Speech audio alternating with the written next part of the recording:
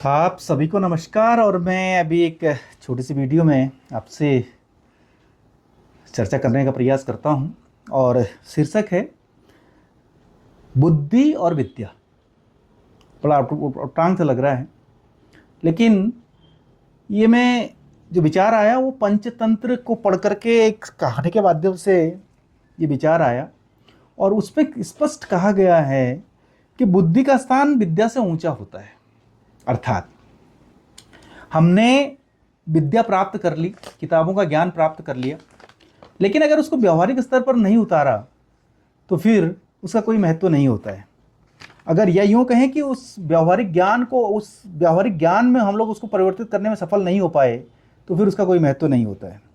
कहने का मतलब कि ये कहा गया है पंचतंत्र में ही, जो विष्णु शर्मा रचित है, उसमें कहा गया है कि साहब व्यवहार बुद्धि के बिना जो बड़े बड़े पंडित होते हैं, बड़े बड़े विद्वान होते हैं, वो भी मूर्ख होते हैं। अगर उनके अंदर व्यवहारिक बुद्धि नहीं है, व्यवहारिक ज्ञान नहीं है, और उस जो विद्या उनके द्वारा प्राप्त की गई है, अनेक शास्त्रों की विद्या प्राप्त की गई है, उसको व्यवहार में लाने में वो अगर असफल होते हैं तो फिर वो ज्ञान निरर्थक है और उसका कोई महत्व नहीं है, और वो केवल एक मूर्ख ही हो सकते हैं, उसके अलावा कुछ भी नहीं। इसलिए एक व्यवहारिक बुद्धि होनी बहुत आवश्यक है। और उसी पंचतंत्र में एक और बात कही गई है विष्णु शर्मा के द्वारा, वो ये कही गई है कि एक व्यवहार बुद्धि 100 अव्यवहारिक बुद्धियों से अच्छी है। अर्थात अगर हमें बहुत बड़ा ज्ञान प्राप्त है, बहुत बड़ा ज्ञान प्राप्त है, गीता को हम लोग कंठस्थ कर लेते हैं, वेदों को हम लोग कंठस्थ कर लेते हैं, कुरान को हम लोग कंठस्थ कर लेते हैं, बाइबल को हम लोग कंठस्थ कर लेते हैं,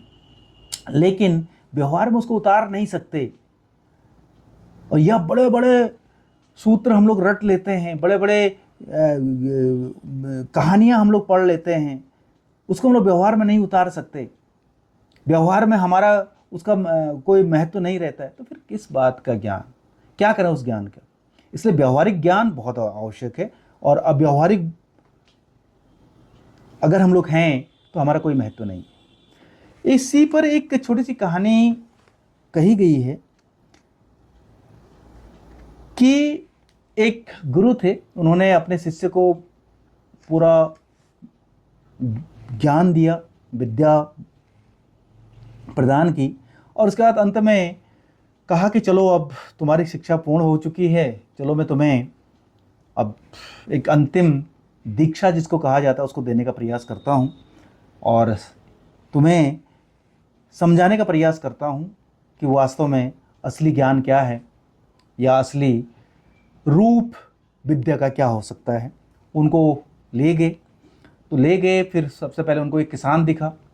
किसान को देखते ही वो खड़े हो गए, दोनों गुरु और शिष्य। किसान ने उनकी ओर कोई ध्यान नहीं दिया, और वो किसान अपना खेतों में काम करता रहा, पानी देता रहा, अपने खेतों को पानी देता रहा, सब कुछ करता रहा, और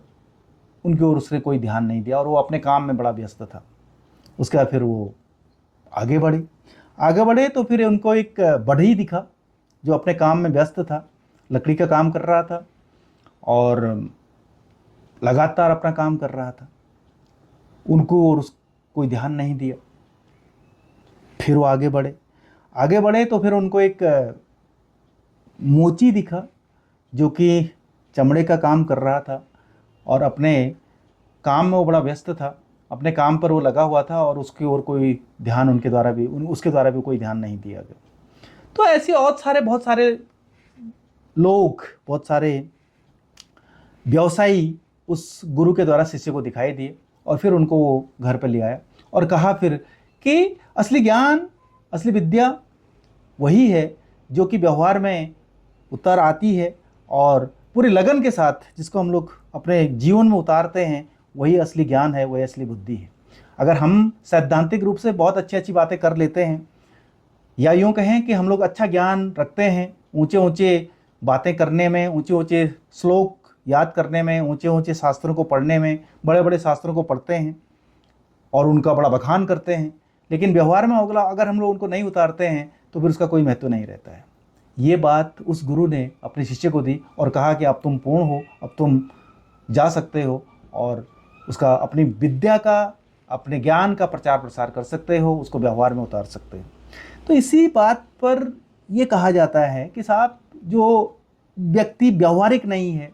जो व्यक्ति व्यवहारिक नहीं है का मतलब है कि उस ज्ञान का व्यवहार में अगर कोई उपयोग नहीं कर पाता है या नहीं करता है या नहीं करना चाहता है, उसका दृष्टिकोण ऐसा है ही नहीं, तो फिर उस ज्ञान का कोई महत्व नहीं है। उस ज्ञान को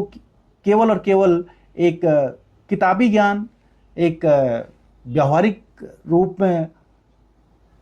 अपूर्ण ज्ञान जिसको हम लोग कह सकते हैं, वो ज्ञान है, उसके अलावा वो कुछ भी नहीं है। तो ये है व्यवहारिक ज्ञान और सैद्धांतिक ज्ञान, या जिसको नाम दिया गया है बुद्धि और विद्या। तो मैं फिर कहूँगा कि बुद्धि हमेशा श्रेष्ठ है और विद्या केवल और केवल सैद्धांतिक है, और विद्या से बुद्धि श्रेष्ठ है। और वही व्यक्ति अच्छा है जो कि अब व्यवहारिक ना होकर के व्यवहारिक है और व्यवहारिक ज्ञान के आधार पर अपने जीवन को संचालित करता है। अब इसको किसी भी रूप में हम लोग देख सकते हैं, सामाजिक संबंधों में देख सकते हैं, पारिवारिक संबंधों में देख सकते हैं, अपने कर्तव्यों के आधार पर देख सकते हैं, बहुत अनेक रूपों में इसको हम लोग देख सकते हैं। तो इस तरह से इसको परखा जा सकता है, समझा जा सकता है कि साहब व्यवहारिक ज्ञान और अव्यवहारिक ज्ञान अलग अलग चीज़ें हैं, व्यवहारिक बुद्धि और अव्यवहारिक बुद्धि अलग अलग चीज़ें हैं।